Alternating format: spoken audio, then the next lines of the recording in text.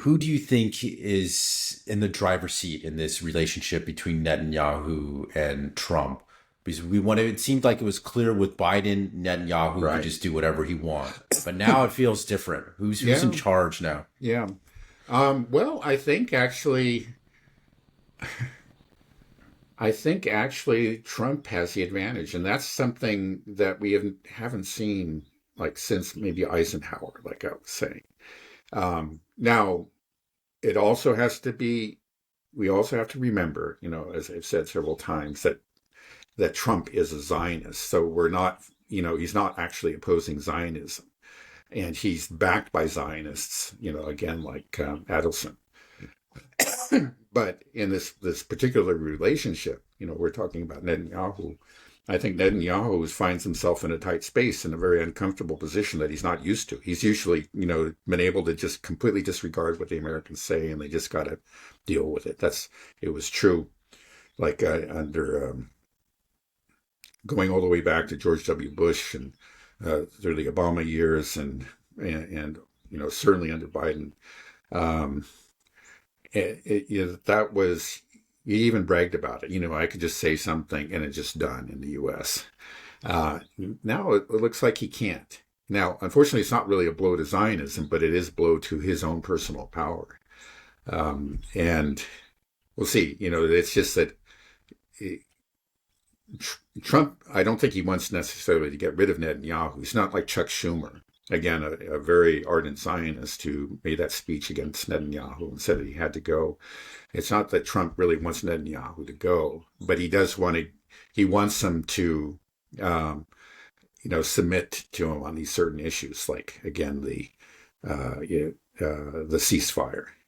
It looks like that's what Trump wants to do, and that he's supported by Adelson in that, and he looks like he's getting his way. One thing is, I think Netanyahu always found that he had levers that he could pressure points, like against Biden, for example.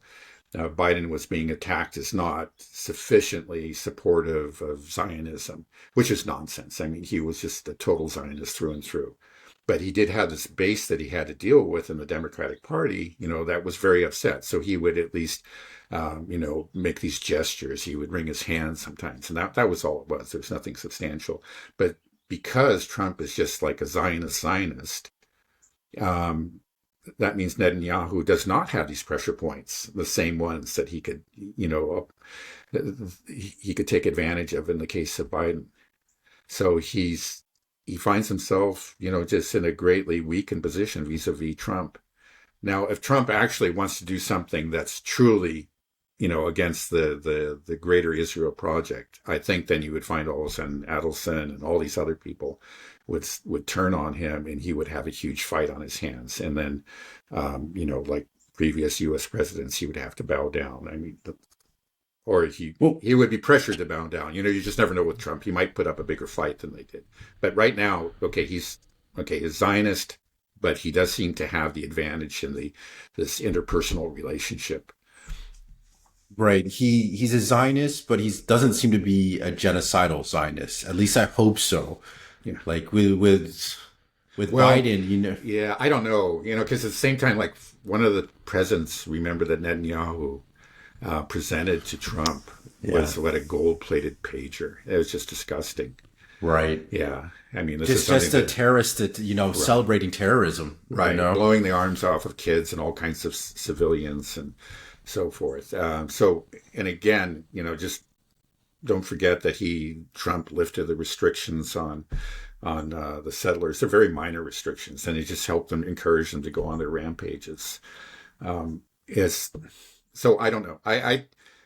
Yeah, it seems like I think in a way he's sincere when he's talking about, he wants actually the Palestinians to have a happy home somewhere, but he's also not acknowledging the reality. He's going on and saying that, they've suffered all these, they're constantly being killed and bombed, and their homes are rubble, and it's just terrible as hell there. We'll just find them a nice place. Why is it hell there? It's because your government supplied the bombs, continues to supply them. You've actually accelerated that to some extent, and you're supporting this regime that's killing them directly. Either he's just, there's some sort of cognitive dissonance going on there. He's not really acknowledging the reality, and or he's just engaged in just, he's just obviously lying. He's covering up, purposely covering up for the Israelis and for the American role in it, pretending to have, to be virtuous and compassionate when he knows very well that that's not what we have been.